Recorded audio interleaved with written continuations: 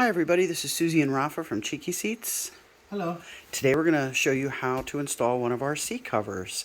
This is a beautiful distressed whiskey with inset Italian racing stripes, and the seat that we're putting it on is a 2015 to 2017 GTS.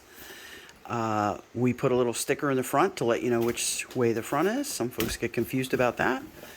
And here we go, we start at the back. Very important to correctly identify your GTS seat. When you place an order, we're going to ask you to send us a photo because we want to lay eyes on the seat and make sure that we're using the right seat for the mannequin so that we can get this to fit. Rafa starts at the back, pulls it over the nose in the front, and then does the sides. It's a little easier to do it this way than if you're trying to wrestle with the sides. Get it front to back, then the sides. There is a pull stop. You can do this while it's on the bike. And right here on the inside of the seat cover, we have a line that lines up with the edge of your seat to help with placement. If there's something that seems off or a lot of tenting, look at that line and make sure that it's equal all the way around.